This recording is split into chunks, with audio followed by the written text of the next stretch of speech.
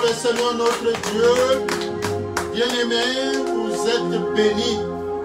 Que chacun dise à son voisin, sa voisine, vous êtes bénis, tu es béni, ta maison est bénie, amen. Ta famille est bénie, amen. Reçois la joie de Dieu. Amen. Acclamons le Seigneur notre Dieu. Dis-lui, les souffrances que tu as vues ne sont rien par rapport à la joie qui vient. Dis-lui, il y a la joie qui vient. Acclamons le Seigneur notre Dieu.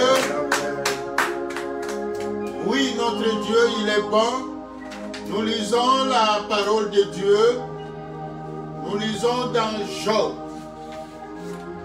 Job, chapitre 2, du 11e au 13e verset.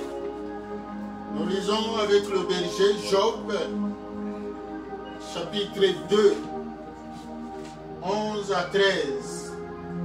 Trois amis de Job, Eliphaz de Théman, Bildad de Shuach et Sophar de Nama, apprirent tous le malheur qui lui était arrivé.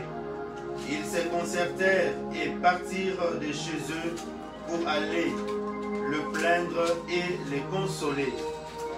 Ayant de loin porté le regard sur lui, ils ne le reconnurent pas. Et ils élevèrent la voix et pleurèrent. Ils déchirèrent leurs manteaux et ils jetèrent de la poussière en l'air au-dessus de leur tête. Et ils se tinrent ainsi assis à terre auprès de lui 7 jours et 7 nuits, sans lui dire une parole, car ils voyaient combien sa douleur était grande. Acclamons le Seigneur notre Dieu. Job 3, 1 à 10. Après cela, Job ouvrit la bouche et maudit le jour de sa naissance. Il prit la parole et dit: périsse le jour où je suis né, et la nuit qui dit: un enfant mâle est conçu. Ce jour qu'il s'échange en ténèbres, que Dieu n'en ait point souci dans le ciel, et que la lumière ne rayonne plus sur lui, que l'obscurité et l'ombre de la mort s'en emparent, que des nuées établissent leur demeure au-dessus de lui, et que de noirs phénomènes l'épouvantent. Cette nuit, que les ténèbres en fassent leur proie, qu'elles disparaissent de l'année, qu'elles ne soient plus comptées parmi les mois, que cette nuit devienne stérile, que l'allégresse en soit bannie, qu'elle soit maudite par ceux qui maudissent le jour, par ceux qui savent exciter les léviathans, que les étoiles de son crépuscule s'obscurcissent, qu'elles attendent en vain la lumière, et qu'elles ne voient point les paupières de l'aurore. Amen. Amen. Acclamons le Seigneur notre Dieu. Donc on pourra continuer. Proverbe 29, le 18e verset.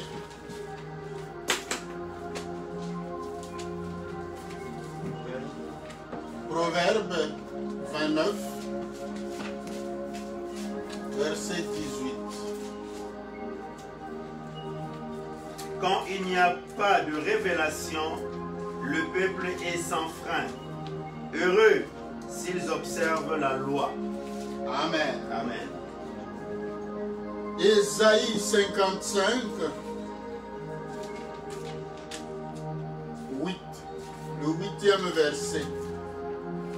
Car mes pensées ne sont pas vos pensées, et vos voix ne sont pas mes voix, dit l'Éternel. Acclamons le Seigneur notre Dieu. Bien-aimés, Là, nous avions parlé dernièrement de l'amour. Et le Seigneur nous a conduit à expliquer un peu ce que c'est la loi de Moïse et ce que c'est la loi de Christ. La loi de Christ, c'est la loi de l'amour, c'est la loi du pardon, c'est la loi qui sauve. La loi de Moïse ne sauve pas, ce n'est qu'un pédagogue, un encadreur. Mais la loi de Christ, c'est la loi qui sauve, la loi qui conduit au salut.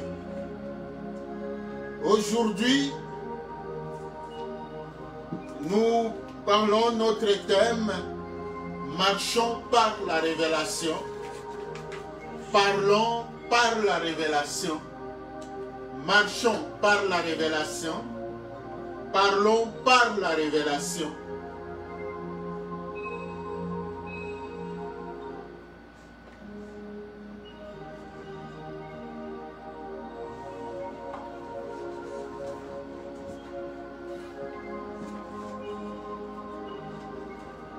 Il y a trois termes qui signifient la révélation, qui expliquent la révélation, en hébreu et en grec bien sûr. Donc on dit, le premier terme, révélation, ça signifie gala. Un gala, comme on entend avec H à la fin. Un gala. Cela signifie aussi en grec apocalypto. Apocalypto, c'est comme en français apocalypse.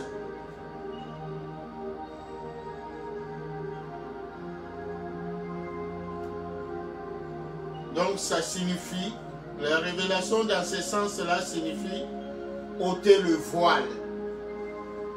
Ce qui vient ôter le voile, qui vient enlever le voile, qui vient enlever l'obscurité.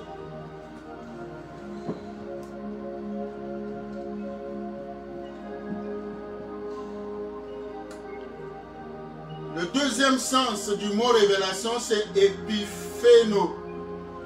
Donc comme épiphanie en français, épiphéno, donc E-P-H-A-I-N-O.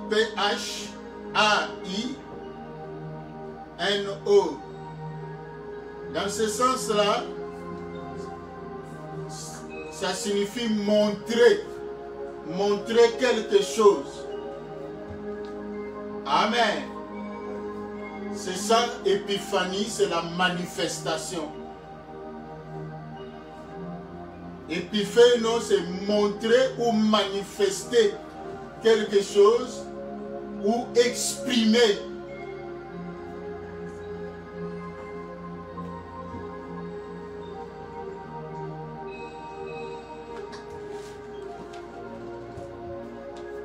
Donc le troisième sens, c'est exégémai.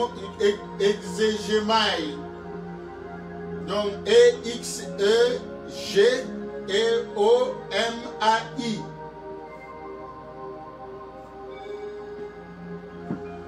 Exégémai. Donc ça signifie déplier, expliquer. Amen. Amen. Expliquer. Aujourd'hui, nous allons plus nous attarder à la révélation dans le sens d'expliquer. Amen. Dans le sens de comprendre quelque chose qu'on ne comprend pas. Donc, quand on pose la question, pourquoi ça? Donc, la révélation comme exégémai, c'est ça dont nous allons parler un peu aujourd'hui. Donc, expliquer. Et là, nous avons lu le passage de Job. Nous connaissons tous Job. C'était un homme intègre et pieux, un homme qui croyait en Dieu, un homme attaché réellement à son Dieu, un homme intègre. Même le ciel a témoigné de son intégrité. Même les hommes, les voisins, l'environnement ont témoigné de son intégrité. Tout le monde le connaissait, que c'était un croyant. C'était un homme de bien. C'était un homme qui craignait Dieu, qui marchait dans l'obéissance de Dieu, qui observait les principes de Dieu, la loi de Dieu. Job. Et Job a été victime, ciblée par le diable. Nous connaissons l'histoire quand vous commencez au chapitre 1er, que les enfants de Dieu étaient dans la présence de Dieu et le diable est venu passer par là. La Bible nous dit, votre ennemi, le diable, rôde autour de vous comme un lion rugissant, cherchant qui dévorer. Même là où nous nous rassemblons pour adorer notre Dieu, le diable aussi vient rôder. Et cette fois-là, le diable est passé par là et Dieu lui a posé la question, d'où viens-tu? Le diable a répondu, je viens de ma promenade. Amen. Amen. Et Dieu lui demandait, est-ce que tu as vu mon serviteur Job? C'est un homme intègre. Amen. Satan a dit, oh, oui, je l'ai vu, mais tu crois qu'il est réellement intègre? Tout cela, c'est parce que tu l'as béni. Parce que Job était béni. La Bible dit, Job s'est baigné même dans le lait. L'expression pour montrer sa richesse. Acclamons le Seigneur notre Dieu. Alléluia. Donc, c'est là que nous avons lu, le berger nous a lu dans Ésaïe 55, le 8e verset. Vos pensées ne sont pas mes pensées. C'est-à-dire la façon dont nous raisonnons. Amen. Amen. Ce n'est pas de cette façon-là que Dieu raisonne. La façon dont nous voyons les choses, ce n'est pas de cette façon-là que Dieu voit aussi les choses. Amen. Amen. Donc nous qui sommes enfants de Dieu, nous devons plus rechercher à comprendre les choses comme Dieu les comprend. Nous devons plus rechercher la façon dont Dieu explique les événements. Les événements qui nous arrivent. C'est vrai que nous adorons, nous louons Dieu, nous exaltons Dieu. Mais il suffit qu'un événement malheureux nous arrive. Comment nous expliquons cela? Il suffit qu'un événement malheureux arrive à notre voisin, à notre frère, à notre soeur. Comment nous percevons cet événement-là? Amen. Nous voyons l'événement par rapport à la personne, par rapport à ses attitudes, par rapport à ses habitudes, par rapport à son comportement, par rapport à sa façon d'agir, par rapport à sa façon de parler, par rapport à notre relation avec lui. Amen. Nous voyons, nous les hommes, nous expliquons les événements par rapport à la façon dont la personne vit avec nous, par rapport aux relations que la personne entretient avec nous. C'est comme ça que nous avons l'habitude d'expliquer les événements. Donc Job aussi avait des relations. Il avait aussi ses amis, Eliphaz, Bildad, Tsophar. C'était les trois amis de Job. Et quand le malheur est arrivé à Job, Job c'est celui-là qui s'est réveillé. Pour du coup, on lui annonçait que les bétails, tous les bétails sont morts. Donc la foudre a frappé là-bas. On vient encore lui annoncer tous les champs. Il y a le feu qui a ravagé, il y a un incendie qui a ravagé tous les champs. Donc c'est la source. Le diable a attaqué la source des richesses de Job. Comme on dit, là où il y a le trésor, c'est là où il y a le cœur. Et le diable croyait que le cœur de Job était dans ses richesses, le cœur de Job était dans ceci, dans ses matériels, dans ses bétails, parce que c'était ça le moyen. Et le cœur de Job était dans ses enfants. Amen. Le diable a attaqué, il a attaqué, mais Job ne fléchissait toujours pas. Job ne changeait pas sa position vis-à-vis de son Dieu. Job a gardé sa foi. Et le diable est allé l'attaquer maintenant dans sa santé. Amen. Amen. La souffrance était telle que même la femme de Job a dit à son mari, mais maudit Dieu, avec toute cette souffrance-là, pourquoi continues-tu à t'attacher à ton Dieu? Mon frère, ma soeur, quel est le moment que tu es en train de traverser? Quels sont les temps que tu traverses? Quelles sont tes détresses? Quels sont tes stress? Quelles sont tes souffrances? Et comment tu expliques tes souffrances? Comment tu expliques les souffrances des autres? Comment nous expliquons cela? Amen. Amen. La Bible nous dit, les amis de Job sont venus de loin quand ils ont appris tous les malheurs qui se sont abattus sur Job. Ses amis, Eliphaz, Tsophar, Bildad, sont venus les consoler. Quand ils sont arrivés, ce qu'ils ont entendu et ce qu'ils ont vu a dépassé même leur entendement. Ils ont vu que c'était grave. C'est comme ça qu'ils n'ont dit aucun mot pendant 7 jours et 7 nuits. Amen. Ça montre que la souffrance de Job avait été sans limite. Parce que le chiffre 7, c'est le chiffre de la totalité. Amen. C'est infini. Donc, pendant 7 jours et 7 nuits, ils étaient là. Ils ne savaient pas par où commencer pour consoler leur ami. Parce que ce qu'ils voyaient là, donc on n'a jamais vu le malheur de Job. Ça nous arrive, nous aussi. Quand le malheur atteint peut-être quelqu'un d'autre, des fois on manque de mots pour consoler la personne.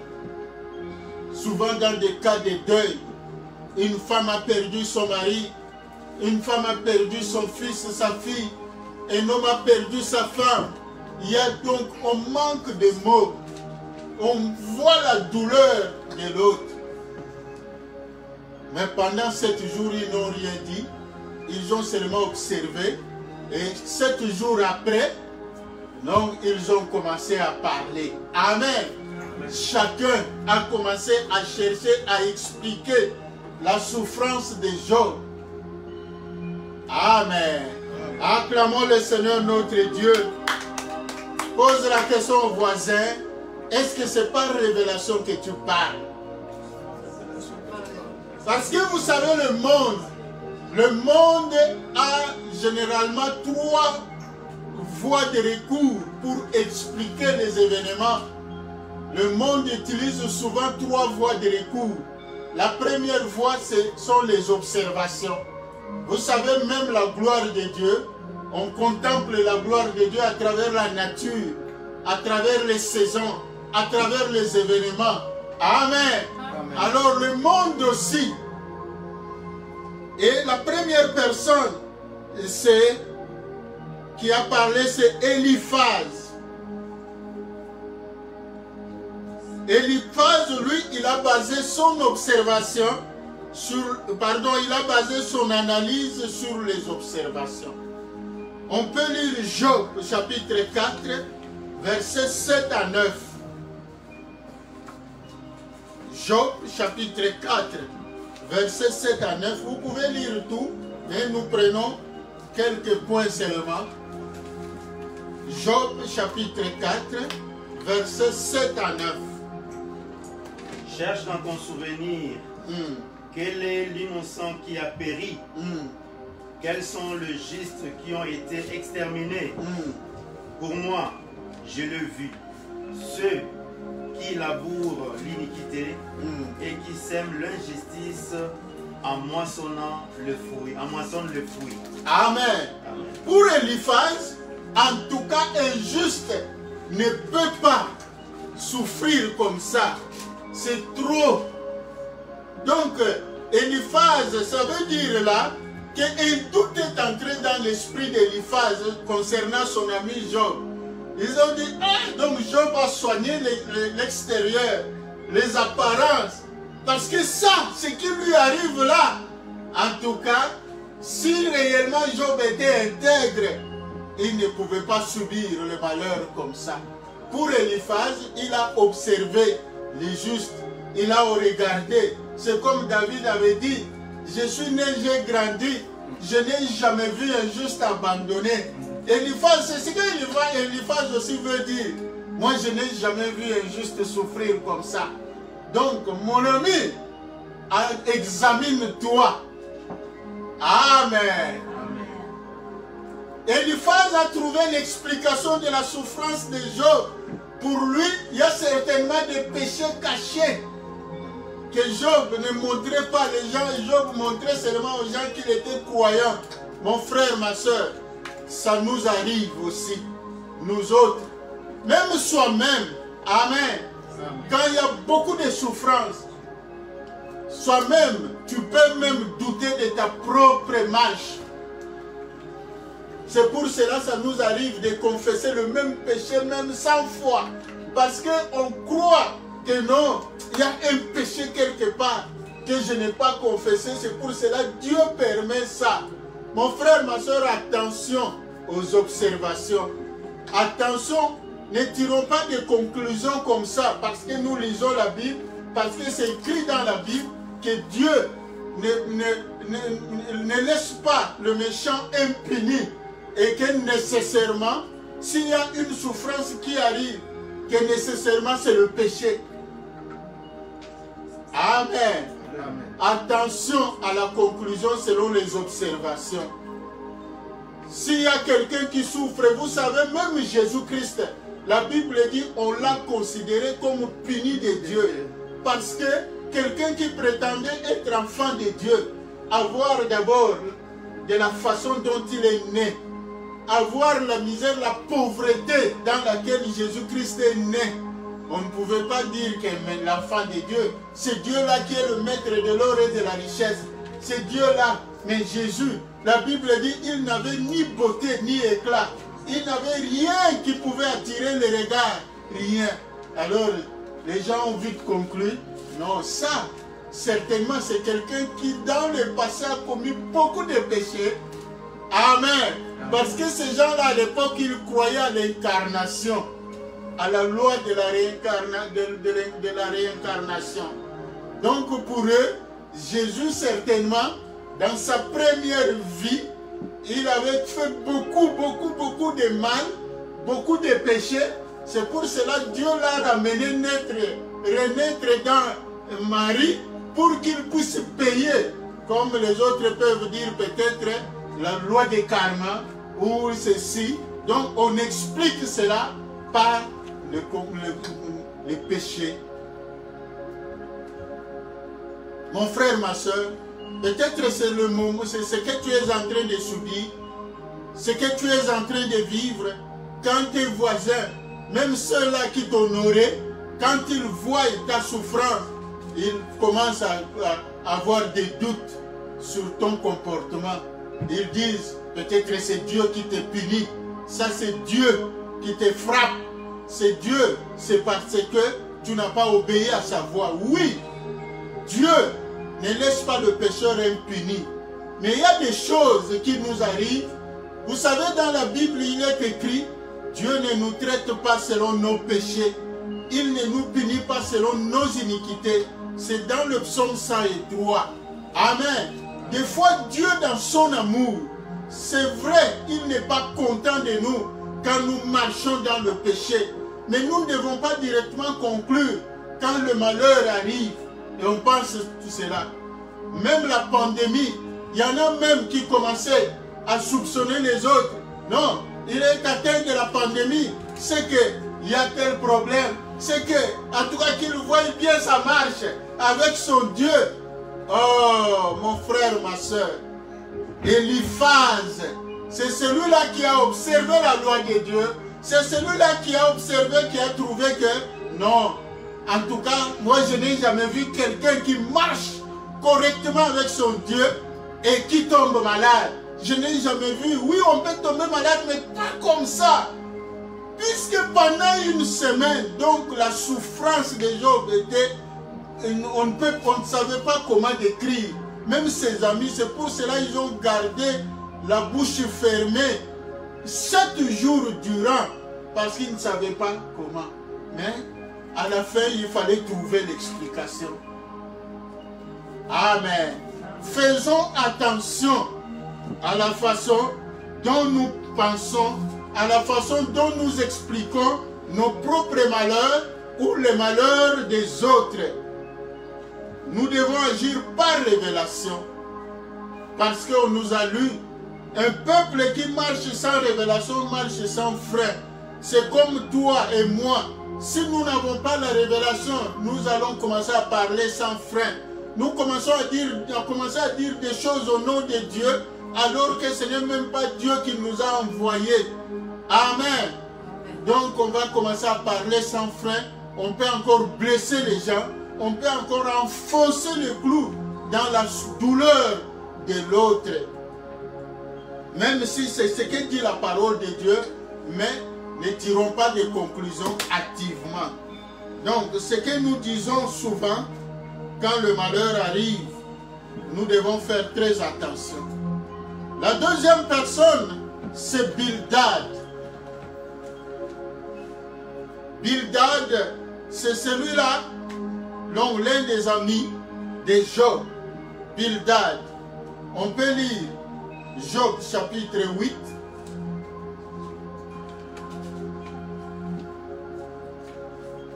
Le 8e verset. Interroge ceux des générations passées, sois attentif et à l'expérience de leur père. Amen. Que Dieu soit loué. Donc tu peux t'arrêter là. Vous pourrez continuer à la maison. Donc, Bildad, c'est celui-là qui s'est référé à la tradition. Amen. Qu'est-ce qu'on appelle tradition? Parce que même Jésus-Christ avait reproché aux Juifs. Le berger peut directement nous lire Marc chapitre 7, 8 à 9. Marc 7, 8 et le 9e verset.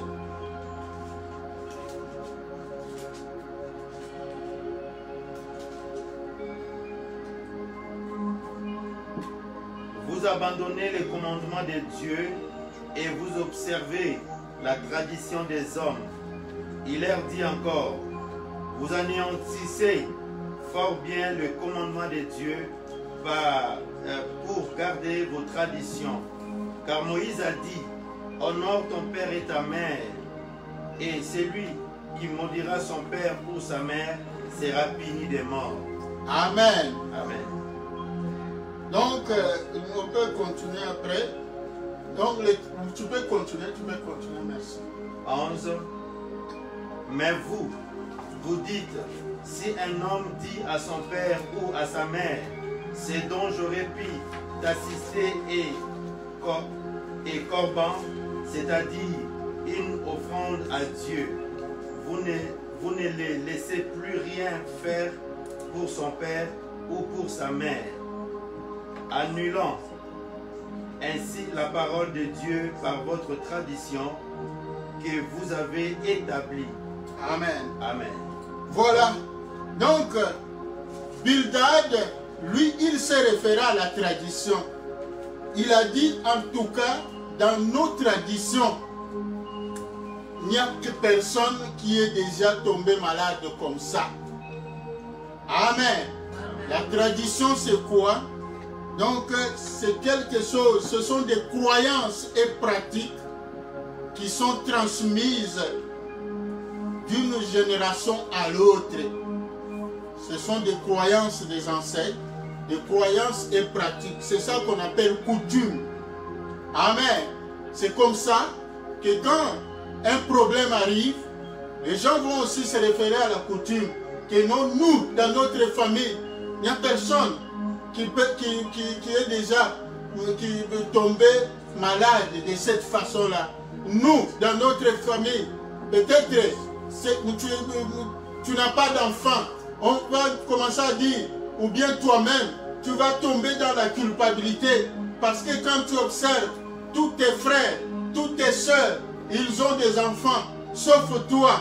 Et tu commences à dire, ah peut-être ce sont les péchés. Ce sont mes péchés parce que tout le monde a des enfants dans notre famille. Amen. Peut-être le divorce, tu vas commencer à culpabiliser. Ou bien les gens vont commencer à te culpabiliser. Non, voilà, ceci. Regarde un peu dans la coutume qui a déjà divorcé, qui a déjà fait ceci, et ça crée. Mes frères et sœurs, nous devons faire très attention quand nous portons des jugements, même sur notre propre malheur, même sur le malheur des autres, sans la révélation de Dieu, cela peut nous désorienter. Amen. Cela peut nous désorienter. Même la prière qu'on peut faire n'aura pas des effets positifs. Amen. Donc faisons attention. Est-ce que c'est Dieu qui a dit cela? La tradition des ancêtres. Il y a des gens qui sont aussi chrétiens, mais qui vont aussi recourir à la tradition des ancêtres. Ils anéantissent le commandement de Dieu. Ils anéantissent la parole de Dieu à cause des traditions, à cause de la coutume. Oh non, oui, même si nous prions, mais la coutume des ancêtres, on ne peut pas abandonner. Il y en a qui se réfèrent toujours à la coutume, à la tradition. C'est comme Bildad, Amen, qui s'est référé à la tradition. Il a essayé d'examiner dans leur tradition. Donc, il a trouvé faussement la conclusion. Amen. Bildad qui a dit, interroge ceux des générations passées. Sois attentif à l'expérience de leur père, car nous sommes d'hier et nous ne sommes rien. Nos jours sur la terre ne sont qu'une ombre. Amen. Ils t'instruiront, ils te parleront, ils tireront leur cœur. Ces sentences. Le jonc croît-il sans marée? Le rosé croît-il sans humidité? Amen. Donc, il n'y a pas de fumée, de feu sans fumée. Pardon, il n'y a pas de fumée sans feu. Donc, s'il y a la fumée là, c'est qu'il y a le feu. C'est ça la tradition. Observe un peu, tu verras. Amen. Il a recouru aux adages des ancêtres. Il a recouru au langage parabolique des ancêtres. Est-ce que les épines peuvent sortir comme ça d'un vide? Donc, c'est-à-dire, ta maladie là, il y a une cause. Amen. C'est pour cela beaucoup, ils tombent dans le piège du diable. Même quand ils sont malades, au lieu de courir à l'hôpital, ils préfèrent des fois se faire soigner selon les ancêtres. Amen. Oui, c'est bien, il y a des choses qui sont bonnes, mais il y a aussi des choses qui sont nuisibles. Le chrétien, des fois, abandonne la parole de Dieu à cause de la souffrance. Quand la souffrance devient atroce, pourquoi moi je ne me mets pas au monde? Pourquoi moi je ne me marie pas? Pourquoi moi j'ai divorcé? Pourquoi moi on m'a chassé du travail? Pourquoi moi? Et l'explication c'est quoi? C'est parce que il y a un ancêtre là-bas, peut-être tu ne lui as pas donné un cadeau et il est en train de te maudire. Peut-être tel est en train de dire ceci. Aujourd'hui, nous voyons beaucoup de gens qui sont devenus ennemis de leurs propres parents, qui ne peuvent même plus se parler. C'est parce qu'ils pensent que ce sont leurs parents ce sont leurs ancêtres qui sont à la base de leur malheur, de leurs problèmes. Il y en a même qui vont déranger les parents. Mais il faut arranger. Il y en a même qui vont demander à leurs parents, mais qui avait bouffé ma dot? Est-ce que cette personne-là qui avait pris ma dot, est-ce qu'il en avait le droit?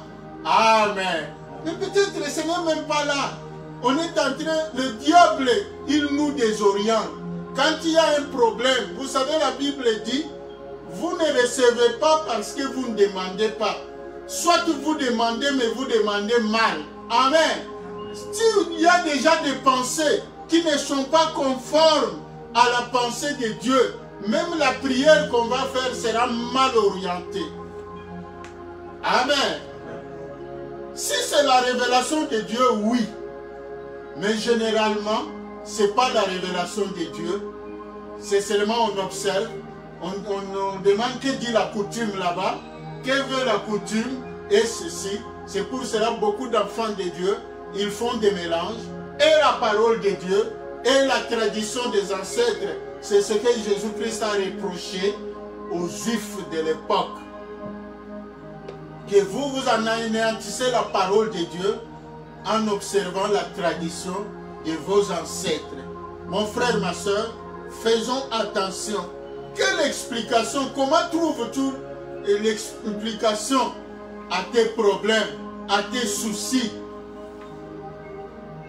Le fait que tu ne mets pas au monde, le fait que tu ne te maries pas encore, le fait que tu ne trouves pas toujours du travail, est-ce que tu penses à quoi? Peut-être tu n'as pas obéi à la loi de tes ancêtres, à la tradition de tes ancêtres. Mais peut-être tu es aussi enfant de Dieu, mais tu mélanges aussi la tradition des ancêtres et tu fais un méli-mélo. Donc faisons attention. Sans révélation, un peuple marchera sans frein. Amen. Même nos prières, nous devons les faire par révélation. Le Saint-Esprit qui doit nous orienter.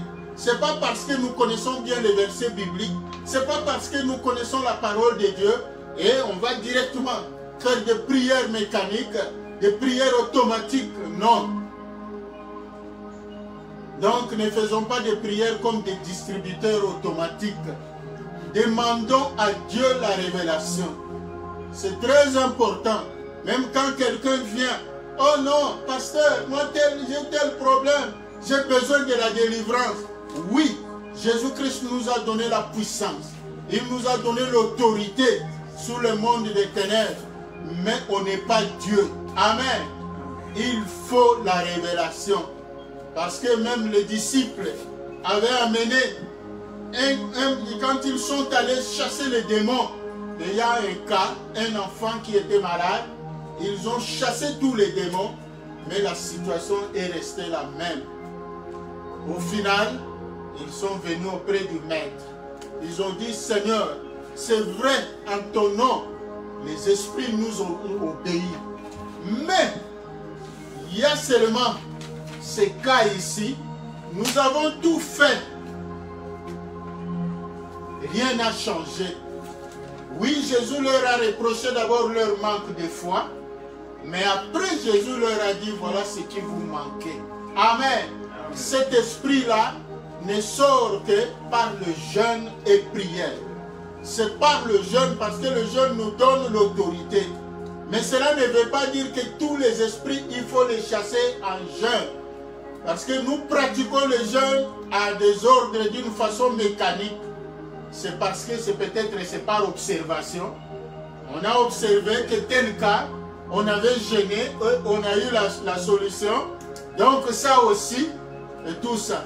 Peut-être on observe les jeûnes aussi par la tradition. Parce que dans nos coutumes aussi, il y a aussi des lois, des principes à observer. Amen. Dans le village, le chef du village, des fois, il peut donner le communiqué que cette nuit, les hommes doivent se séparer de leurs épouses.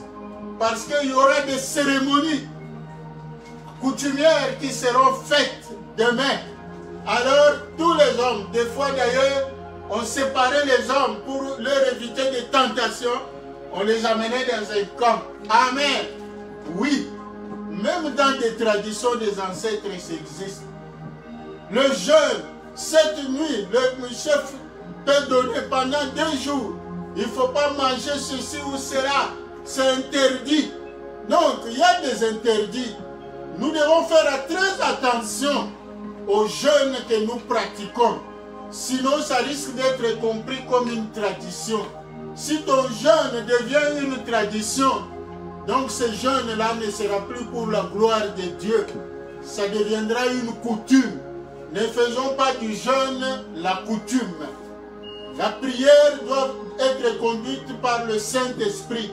Jeûne ou pas, le Saint-Esprit reste le même. Amen. Dieu peut agir autrement.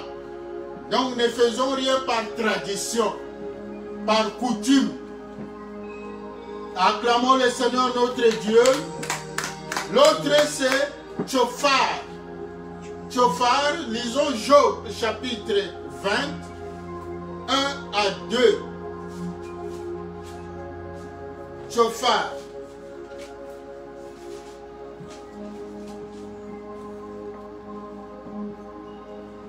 Tshofar de Nama prit la parole et dit: mes pensées m'efforcent à répondre, et mon agitation ne peut se contenir. 1 à 2. Oui, tu peux continuer.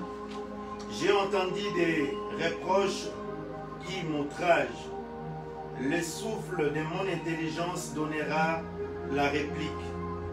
Ne sais-tu pas que, de tout temps, depuis que l'homme a été placé sur la terre, le triomphe des méchants a été court, et la joie de l'impie momentanée. Acclamons le Seigneur notre Dieu. Toujours la même conclusion. Mais la référence c'est quoi? L'intelligence. L'intuition. Amen. Tshofar, lui, il a agi par intuition, par intelligence. Il a répliqué parce que Job a parlé. Job a commencé à maudire même le jour de sa naissance. Job a commencé à trouver. Amen. Job lui-même, il n'a pas compris son malheur. Il n'a pas accepté sa souffrance. Job a dit, la faute c'est au jour de ma naissance. Que ce jour-là soit maudit. Amen. Donc il donnait la faute à Dieu. Amen. Parce que le temps et les circonstances appartiennent à notre Dieu. Pourquoi Dieu m'a fait naître ce jour-là? Parce que vous savez, même quand nous faisons des prières de libération, des fois, il faut aussi penser au jour de naissance. Il faut aussi penser aux événements qui ont eu lieu, qui ont entouré votre naissance, qui ont entouré la date de votre naissance. C'est vrai, spirituellement, on peut recourir à ça, mais cela ne peut pas se faire d'une façon mécanique. Cela ne peut pas se faire d'une façon coutumière. Cela ne peut pas se faire selon notre intelligence. La Bible dit, ne te fie pas à ta sagesse. Amen. Ne te fie pas à ton intelligence. Vous savez, les gens intelligents, ce sont les gens souvent qui manquent la foi. Parce qu'ils connaissent beaucoup. Ils connaissent le mécanisme des choses. Et c'est difficile pour eux de croire. C'est difficile de dire à un scientifique qu'une femme sans trompe peut avoir des enfants. Amen. Il ne peut pas croire. Il doit te trouver fou. Donc c'est ça Tshofar. Tshofar était tellement un intellectuel que lui a recouru à son intelligence. Mon frère, ma soeur, ton intelligence peut être obstacle à l'exaucement de tes prières. Parce que tu crois plus à ton... Donc tu te réfères plus à ton intelligence. Tu te réfères à ta beauté. Parce que tu es jolie, tu crois que tu ne peux pas manquer un homme qui doit te prendre en mariage. Si tu comptes sur ça, ça c'est ton intelligence. Dieu dit, vos pensées ne sont pas mes pensées. Ne crois pas que toi tu mérites ton travail à cause de ton intelligence. Même si on t'a supplié, même si ceci. Mais si, vous savez, dans le travail, en dehors de l'intelligence, de ta technique, il y a aussi ta façon de vivre dans l'équipe. On doit aussi voir ta façon, comment toi tu vis avec les autres. Amen. Ce n'est pas seulement ton intelligence qui doit compter. Faisons attention à notre intuition. Que moi, en tout cas, moi j'ai la conviction. Vous savez, c'est ça qui nous pousse plus à soupçonner le mal. Notre intelligence. Vous savez, moi, en tout cas, j'ai la conviction que mon mari a fait quelque chose de mal. Moi, j'ai la conviction que ma femme a fait quelque chose de mal. Pourquoi il a traîné au travail? Pourquoi elle est revenue tard? Donc, l'intuition, l'intelligence, tu vas commencer à lui faire des petits attrapes. Amen. Faisons attention. Ce n'est pas la voie de Dieu.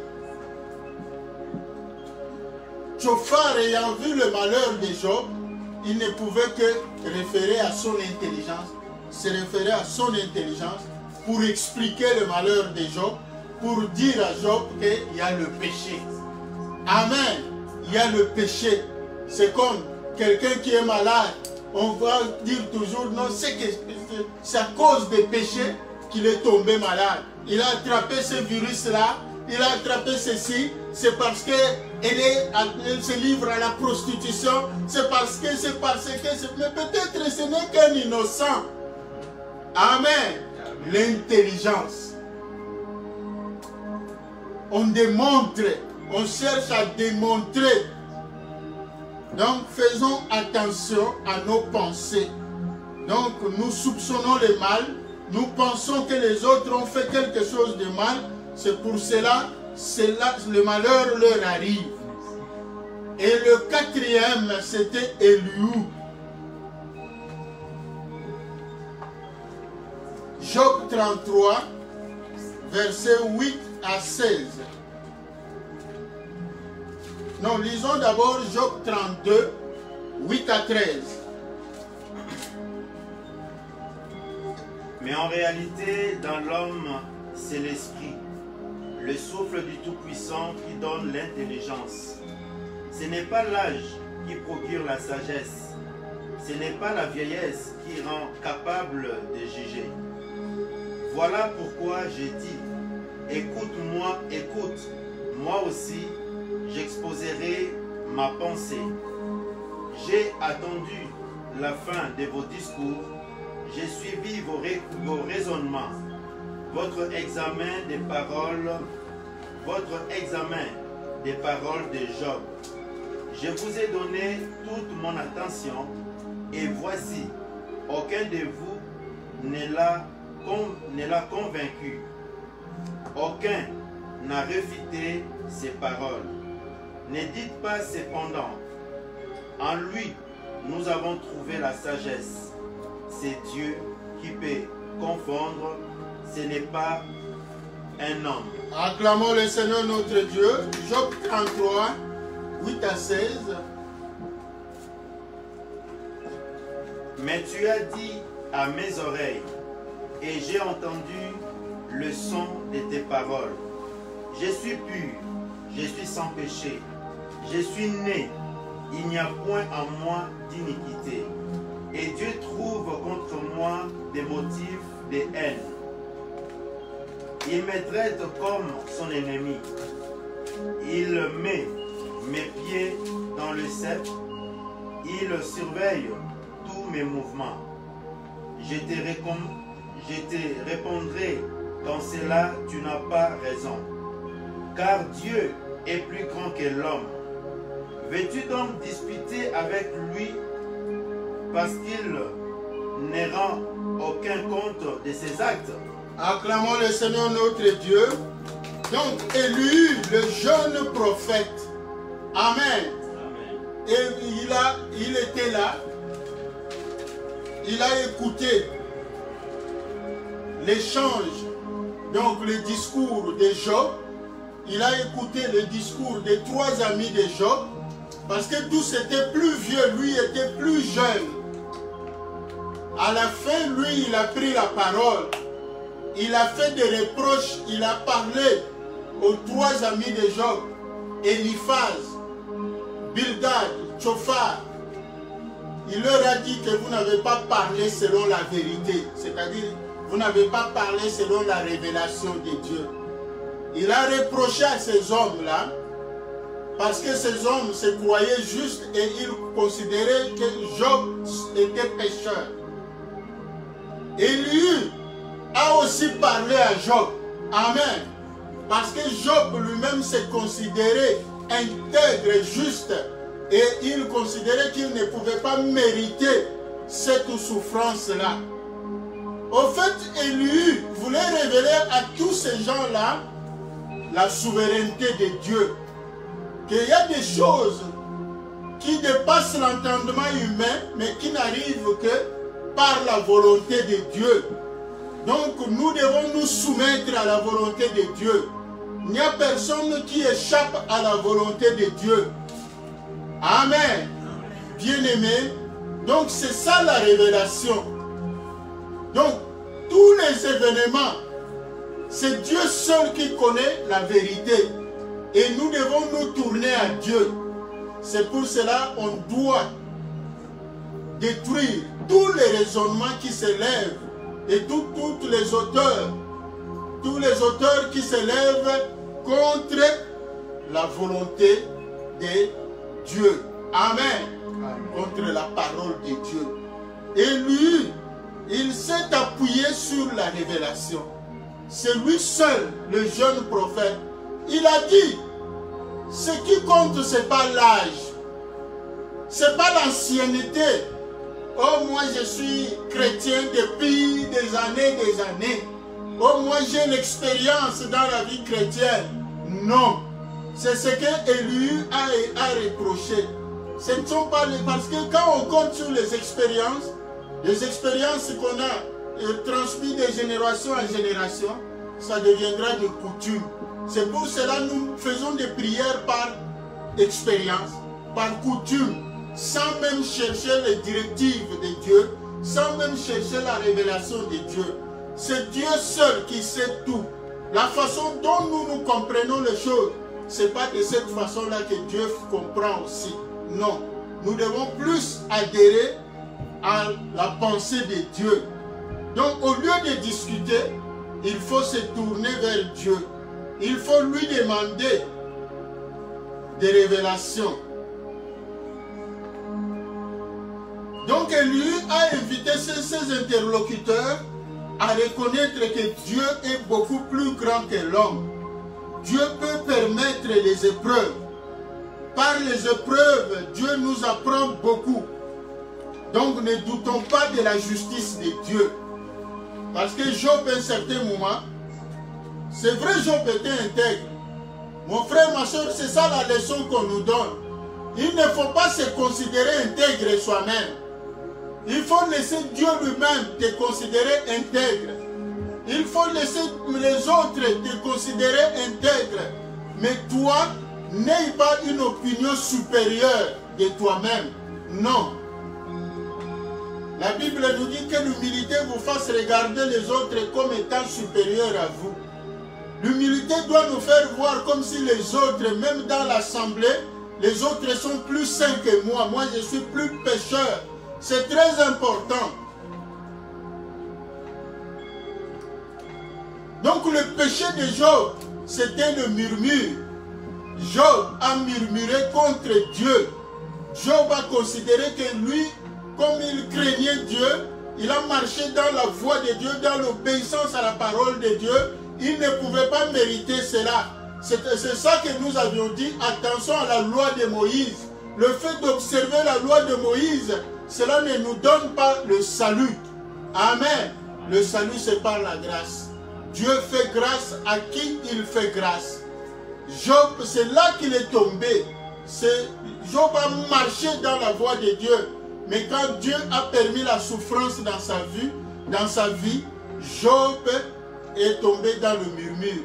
Job a commencé à considérer cela comme étant injuste de la part de Dieu, de le laisser souffrir comme ça. Or, il ne savait pas que Dieu était en train de confondre Satan.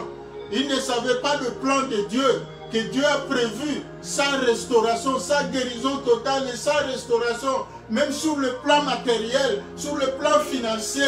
Lui ignorait cela. Mon frère, ma soeur, toi tu ne sais pas pourquoi Dieu permet des épreuves dans ta vie.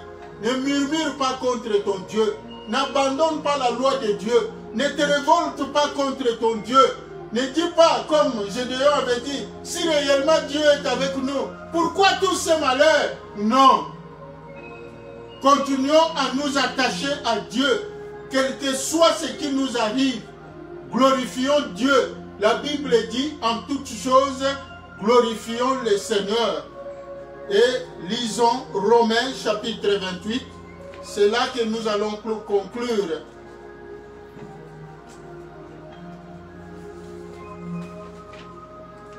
Romains chapitre 8, verset 28. Excusez-moi, ma tête a chauffé. Quand la tête a chauffé, là... Nous savons du reste que toutes choses concourent au bien de ceux qui aiment Dieu, de ceux qui sont appelés selon son dessein. Amen. Amen. Donc le malheur n'atteint pas seulement les méchants. La Bible dit le malheur atteint souvent le juste, mais l'Éternel l'en délivre toujours. Quand tu traverses des moments difficiles, soit c'est la maladie, soit c'est le manque de travail, soit c'est toutes sortes de souffrances, les échecs que tu es en train de subir, soit sur le plan conjugal, soit sur le plan de tes études, attache-toi à ton Dieu. La Bible dit qu'on ne te trouve pas en train de pécher, mais souffre pour avoir obéi à la parole de Dieu. À la fin, la Bible dit, heureux celui qui supporte la tentation, parce qu'à la fin, il obtiendra la récompense. Donc, toute chose concourt au bien de ceux qui aiment Dieu. Mon frère, ma soeur, c'est ça qui a manqué à Job, de comprendre que c'est pour mon bien. Donc, toi et moi, c'est ça que nous devons considérer. C'est ça que les amis de Job n'avaient pas discerné. Mais Élie a discerné. Parce que c'est ça. Le nom d'Élie signifie « Il est mon Dieu ». Amen. Donc celui qui a eu la révélation, c'est celui-là qui a dit « Laissons Dieu seul ». Dieu sait pourquoi il a permis ça dans la vie de Job. Il a dit à Job aussi de ne pas continuer à murmurer, de se repentir. Dieu, il sait. Amen. Toi aussi, tout ce que tu es en train d'endurer, Dieu sait. Fais-lui confiance. Toutes choses concourent à ton bien. Dieu est en train de travailler en ta faveur. Dieu permet les événements durs. C'est vrai, c'est dur, mais ça sera pour ton bien. Dieu va te bénir, mon frère, ma soeur. Acclamons le Seigneur notre Dieu. Nous invitons le berger pour nous conduire à un moment de prière. Marchons par révélation.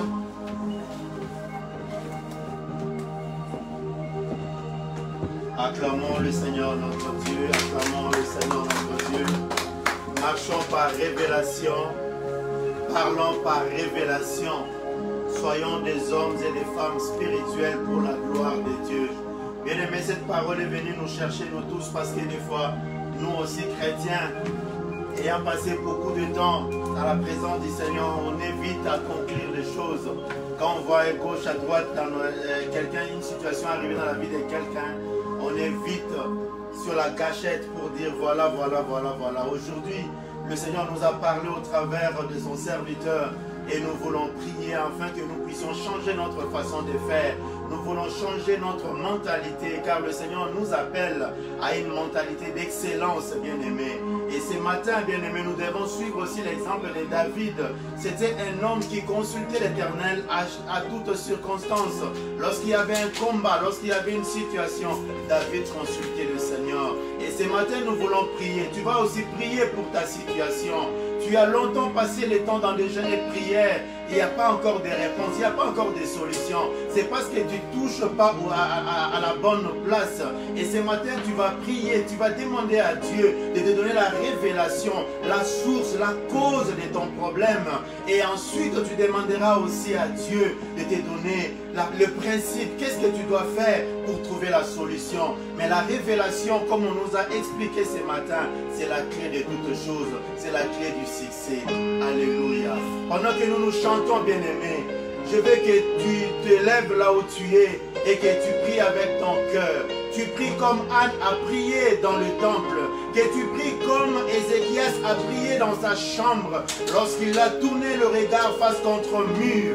Parce qu'il avait besoin de la solution, de l'intervention de Dieu. J'aimerais que tu pries comme Moïse a prié sur la montagne en élevant le main, bien-aimé.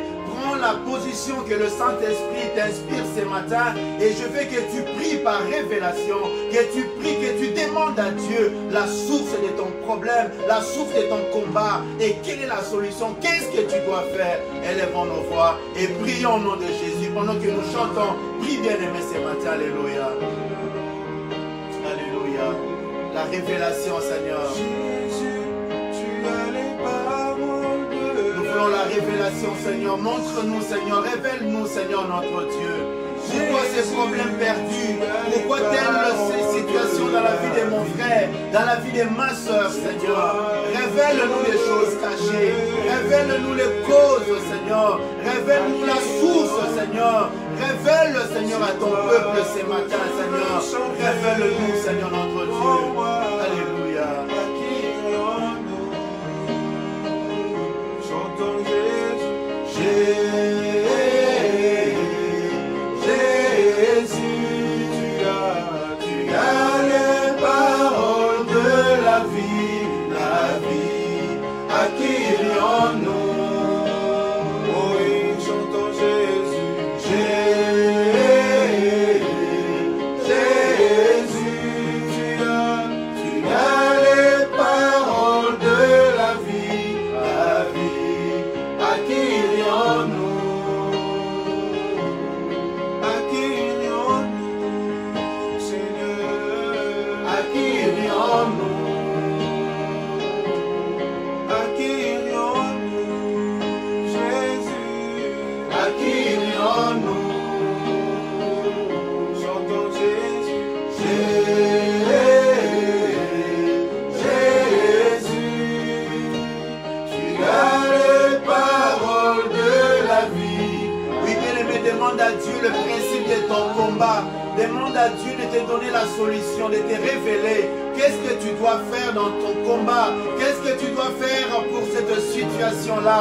Qu'est-ce que tu dois faire pour les hommes qui se sont levés contre toi? Qu'est-ce que tu dois faire, oui, face à cette maladie? Qu'est-ce que tu dois faire face à cette épreuve, face à cette situation, face à cette sécheresse, face aux murmures, face aux insultes des hommes? Qu'est-ce que tu dois faire? Que le Seigneur te donne la révélation. Que le Seigneur te donne la révélation. Que le Seigneur te parle ce matin. Que l'Éternel t'inspire comment tu dois faire. Comment tu dois réagir face à cette situation. Au nom de Jésus. Alléluia. Seigneur, tu es celui qui écoute les prières. Voilà pourquoi nous sommes là dans ta présence ce matin, Seigneur. Révèle-nous, Seigneur, comme tu as révélé, Seigneur, à David. Oui, dans le désert des Réphidim, Seigneur. Face aux Philistins, Seigneur, tu lui as donné la révélation, Seigneur. Nous voulons ta révélation ce matin, Seigneur. Nous voulons ta révélation, mon Dieu. Comme tu t'es révélé, Seigneur, tu as donné la révélation à notre ancêtre Jacob dans le désert. Nous voulons la révélation, Seigneur. Comme tu as donné la révélation, Seigneur. Oui, Seigneur, notre Dieu. Alléluia. À Rebecca, Seigneur, lorsque les enfants s'est disputaient dans son ventre, tu lui as donné la révélation, Seigneur. Nous voulons aussi la révélation ce matin, Seigneur. Nous voulons la révélation, Seigneur. Oh Jésus. Alléluia. Oui, bien-aimés, ce matin, nous voulons que le Seigneur puisse renouveler notre mentalité. Nous voulons que le Seigneur puisse renouveler notre façon de voir les choses. Car hier, nous avons connu des échecs. Peut-être c'est parce que nous avons mal jugé. Peut-être que parce que nous avons mal conclu la suite, donné la conclusion. Le Seigneur t'a parlé de quelque chose, mais toi tu as interprété mal la révélation du Seigneur. Viens demander à ton Dieu ce matin de te donner, de renouveler tes pensées, de commencer à voir des choses comme lui, de penser comme Dieu, de s'attacher à la volonté de Dieu. Élevons nos voix et prions au nom de Jésus. Alléluia. Seigneur notre Dieu, viens Seigneur renouveler notre façon de voir les choses. Viens renouveler Seigneur mon intelligence. Viens renouveler Seigneur l'intelligence de mon frère et de ma soeur. Car nous voulons voir comme toi. Nous voulons parler comme toi. Nous voulons penser comme toi. Nous voulons Seigneur discerner comme toi. Nous avons manqué le discernement. Voilà pourquoi l'ennemi a pris l'avantage sur nous. Ce matin, Seigneur, viens, Seigneur, enlever l'obscurité dans nos pensées. Viens enlever l'obscurité dans le pensée de mon frère et de ma soeur, Seigneur, ce matin. Viens chasser le ténèbre, Seigneur. Yahweh, qui nous empêche de voir comme toi. Viens ôter cette voile, Seigneur, qui nous empêche de voir ta gloire. Oh Jésus, envoie la main, je te supplie, Seigneur. Soutiens-moi, Yahweh, soutiens-moi, Yahweh. Tends-moi la main, soutiens-moi, Yahweh. Soutiens-moi, Yahweh, soutiens-moi, Yahweh. Tends-moi la main. Je suis abandonné, mon Dieu. Soutiens-moi, Yahweh, soutiens-moi, Papa. Tends-moi la main. Soutiens-moi, Yahweh. Soutiens-moi, Yahweh. Soutiens-moi, Yahweh. Tends-moi la main. Dans mes souffrances, Jésus. Soutiens-moi, Yahweh. Soutiens-moi, Yahweh. Tends-moi la main. Soutiens-moi, Yahweh. Soutiens-moi, Yahweh. Soutiens-moi, Yahweh. Tends-moi la main.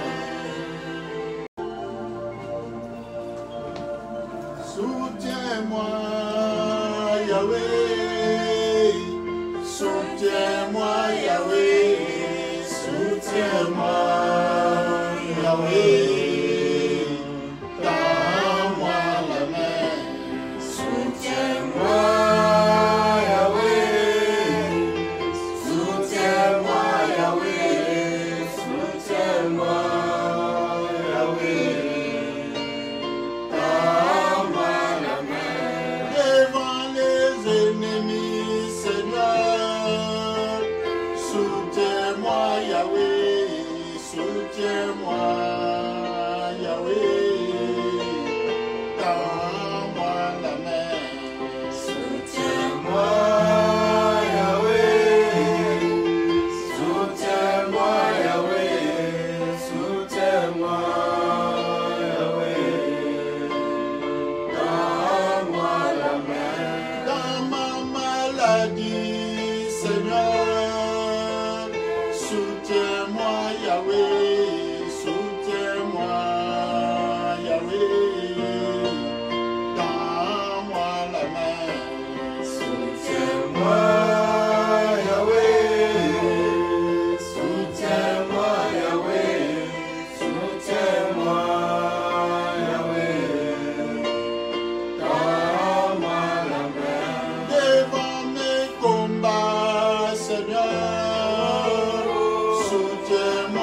Yahweh, soutiens-moi, Yahweh, tends-moi la main, Soutiens-moi, Yahweh. Soutiens-moi, Yahweh. Soutiens-moi, Yahweh. Tends-moi la main. Éternel notre Dieu, sois loué, sois béni pour ton amour, pour toutes tes bontés, tes merveilles, pour ta parole dont tu nous as nourris. Seigneur, nous venons à tes pieds avec les offrandes, les dîmes, les prémices, toutes les libéralités de ton peuple, que ton peuple a présenté à ton autel. Seigneur, accepte-les avec joie. Toi le Dieu qui n'oublie jamais un bienfait d'un homme. Toi le Dieu qui a dit, moi j'aime celui qui donne avec joie. Et celui qui donnera beaucoup recevra beaucoup.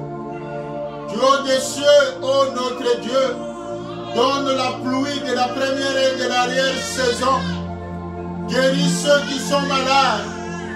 Fortifie ceux qui sont affaiblis. Donne la paix et la joie.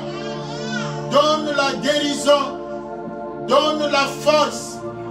Donne la richesse. Donne des solutions à ton problème.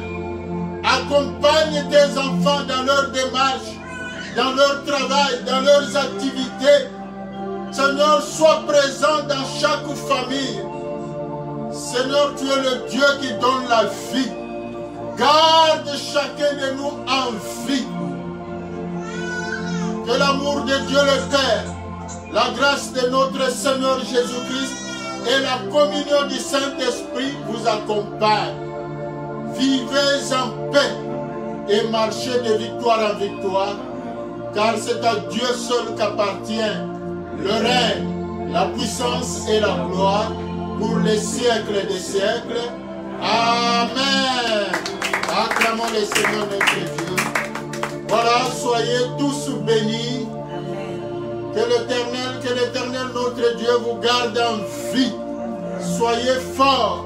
Amen. Car la Bible dit, ton Dieu ordonne que tu sois puissant. Recevez la joie de Christ. Recevez la paix de Christ. Amen. Bon dimanche à tous et bonne soirée à ceux qui sont déjà au soir. Que Dieu vous bénisse. Amen.